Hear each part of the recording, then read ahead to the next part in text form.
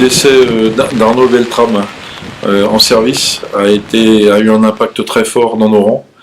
C'est un officier supérieur de gendarmerie qui a poussé son engagement jusqu'au sacrifice de sa propre vie.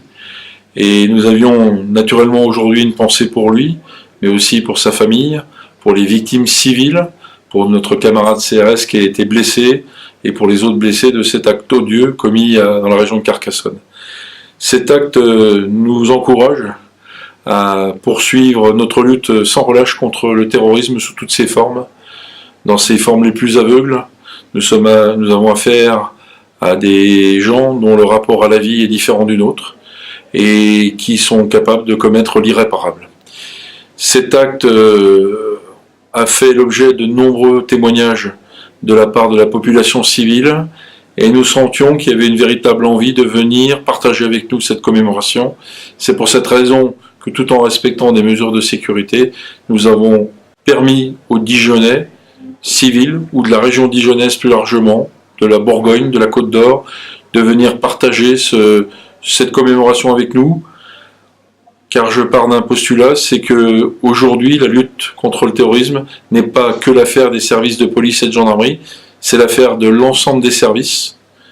des magistrats, du corps préfectoral, des autres services de l'État, mais également c'est aussi l'affaire de chaque citoyen qui, à un moment, peut signaler des choses, et ces choses vont nous permettre peut-être d'empêcher un terroriste de commettre l'irréparable. On a eu énormément de témoignages d'émotion, des témoignages d'admiration qui sont manifestés par des mails, par des appels téléphoniques, par des SMS, sur notre page Facebook du groupement de gendarmerie de la Côte d'Or, sur toutes les pages Facebook des groupements de gendarmerie de la région de gendarmerie Bourgogne-Franche-Comté. Énormément de témoignages.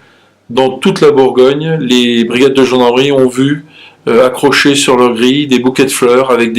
soit un mot, soit des anonymes qui ne souhaitaient pas se faire connaître, mais qui souhaitaient témoigner dans ces circonstances particulières leur solidarité avec notre institution. Et aujourd'hui, je dois dire, pour avoir présidé cette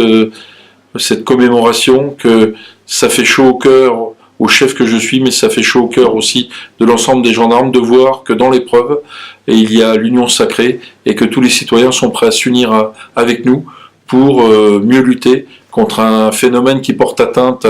aux fondements de nos sociétés, aux fondements de l'état de droit, à notre République et plus largement à notre beau pays, la France.